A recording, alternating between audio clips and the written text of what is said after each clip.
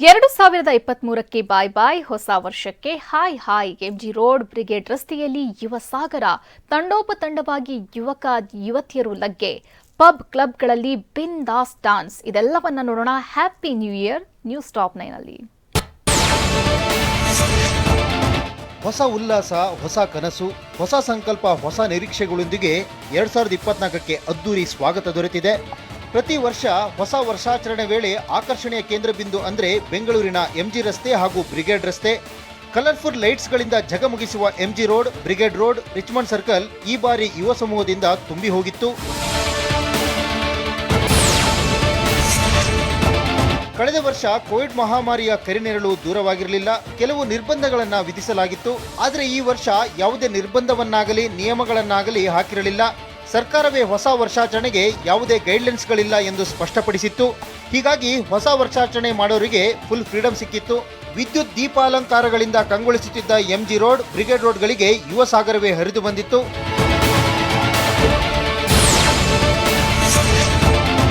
MG ರಸ್ತೆ, brigade ರಸ್ತೆ, church ಸ್ಟ್ರೀಟ್ಗೆ ವಾಹನ ಸಂಚಾರ ನಿಷೇಧಿಸಿದ್ದ ಕಾರಣ ರಾತ್ರಿ 9 ಗಂಟೆಯಿಂದಲೇ ಯುವಕ ಯುವತಿಯರು ತಂಡೋಪತಂಡವಾಗಿ ಲಗ್ಗೆ ಹಾಕಿದ್ರು. ರಸ್ತೆಯಲ್ಲೇ ಕುಣಿದು ಕುಪ್ಪಳಿಸುತ್ತಾ ಉತ್ಸಾಹದ ಅಲೆಯಲ್ಲಿ ತೇಲಾಡಿದ್ರು.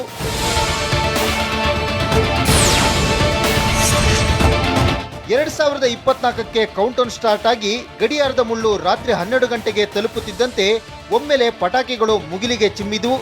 ಆಕಾಶದಲ್ಲಿ ರಂಗುರಂಗಿನ ಪಟಾಕಿಗಳ ಕಣ್ಣು ಕೊರಿಸುವ ಚಿತ್ತಾರವೇ ಮೂಡಿತು.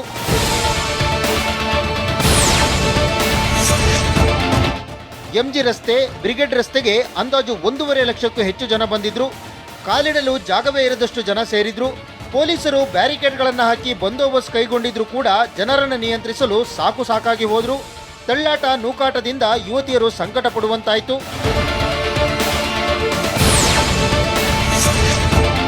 ಕೇವಲ ಎಂಜಿ ರೋಡ್, ಬ್ರಿಗೇಡ್ ರೋಡ್ ಮಾತ್ರವಲ್ಲ, ಕೋರಮಂಗಲ, ಇಂದಿರಾನಗರದಲ್ಲೂ ಜೋಶ್ ಸಿಕ್ಕಾಪಟ್ಟೆ ಜೋರಾಗಿತ್ತು. ಇಂದಿರಾನಗರದ ಮ್ಯೂಸಿಕಲ್ ನೈಟ್ ವೇದಿಕೆ ಕ್ಲಬ್ನ ನ್ಯೂ ಇಯರ್ ಪಾರ್ಟಿಯಲ್ಲಿ ಸಂಗೀತ ನೃತ್ಯದ ಅಬ್ಬರ ಜೋರಾಗಿತ್ತು. 3 ಪೆಗ್ಗಿಗೆ ಹಾಡು, ಹೂ ಅಂಟಾವ ಮಾವ ಹೂ ಅಂಟಾವ ಹಾಡಿಗೆ ಯುವಕ ಯುವತಿಯರು ಮೈಮರೆತು ಡ್ಯಾನ್ಸ್ ಮಾಡಿದ್ರು.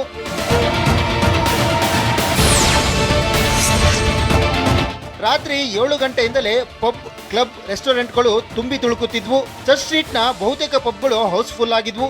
ಪಬ್ ಕ್ಲಬ್ಗಳ ಹಾಟ್ಸ್ಪಾಟ್ ಆಗಿರೋ ಇಂದಿರಾನಗರ, ಕೋರಮಂಗಲದಲ್ಲೂ ಗ್ರಾಹಕರು ತುಂಬಿ ತುಳುಕುತ್ತಿದ್ರು.